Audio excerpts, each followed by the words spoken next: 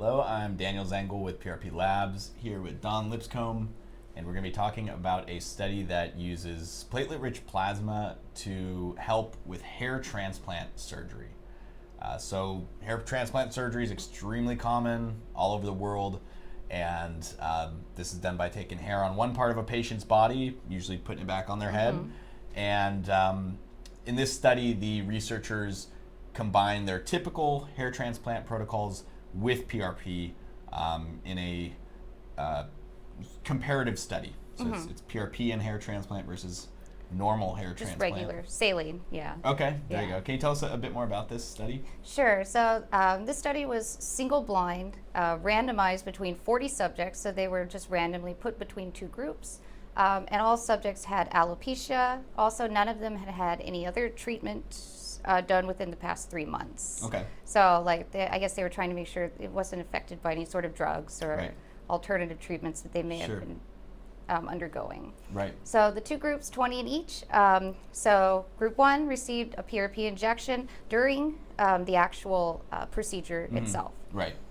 Just so one single injection. Okay. Yeah. Or not. I don't mean physically one injection. One session of injections during. Right, exactly. Yeah. It sounds like they injected it usually about like 3 different sites. Yeah. From what I could tell. So I think it was in increments of 1 centimeter along the slits that they cut in order to transplant the hairs. Got it. Okay. Yeah. It probably varies a little bit from patient to patient. Oh, I'm sure it does. They did specify the volume of PRP that they used. They're using these Y-Cell Bio PRP kits that I actually see a lot on the internet. And these kits, you can buy them on Alibaba.com. They're from China. They are not FDA approved. If you ever see a doctor in the US using these kits, please call the cops because it's not safe.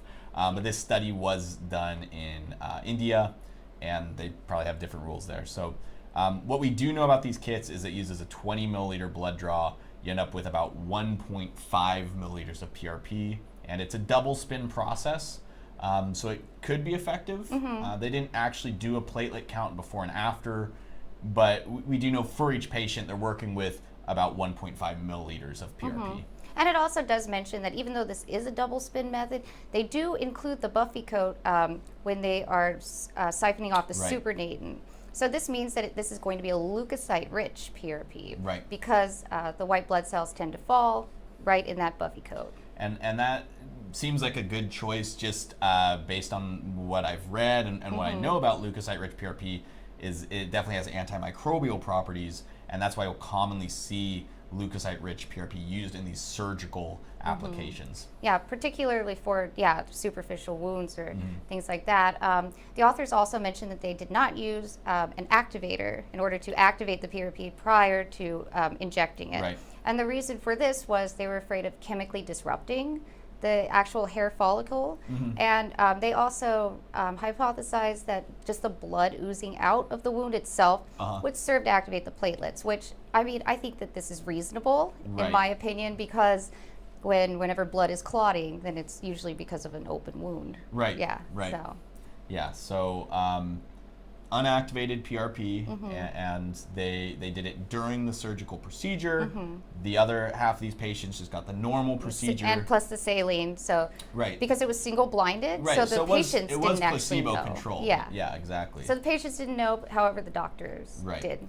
And then they were comparing at different months. I think they were doing, do you know? I think there's 4 weeks, and then there's 8 weeks, and then there was, I think, a total of 3 months. It went all the way to 6 months. Yeah, they did a lot of check-ins, and they were looking at things like the rate of follicle growth, the density of the hairs, the how many of the hairs from the transplant were lost, how many new hairs showed up, and also the overall length of the hairs themselves. And overall, at the end, the PRP group showed major improvements in all of these.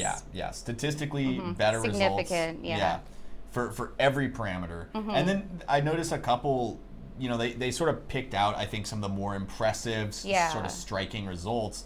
One that stuck out to me was the PRP group at 1 month, 60% of the patients had shown increased hair density that was relevant or observable, and literally none of the normal Yeah, so it transplant was groups. faster. Yeah, even in a Yeah. month to notice difference in hair is pretty amazing. Which, I mean, I guess that makes sense too, that the PRP group showed statistically significantly longer hairs too. Right. So if there's more growth, then Right. more growth earlier on, it means that they're going to be lengthier. So that makes sense. Absolutely, yeah. So, I mean, at the end of the day, it seems like a very promising study, well done. We don't know much about the PRP kit and like what concentration of PRP they're using, or you know exactly how well that kit works. But in this instance, it seems like it did.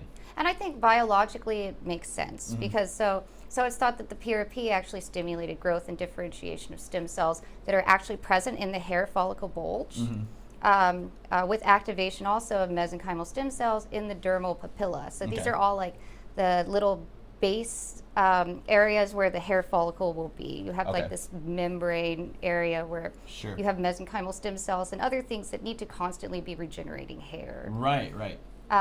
And also, so PRP is thought to stimulate something called BCL2. It's a regulatory protein, and it prevents cell death. Okay, And it allows the derma papilla cells to actually survive longer. got it. So it's been shown in other experiments that it prolongs the anagen phase, which is the growth phase, Right. and it shortens the other two phases, which is basically the end of growth and Yeah. then resting, Yeah, dormant phase. The catagen and telogen phases, exactly. And so generally with hair growth, hair loss, you know, this is what we're looking at in a lot of these studies, not just the density of the hair, the length of the hair, but also how long it's in this anagen growth phase. Yeah.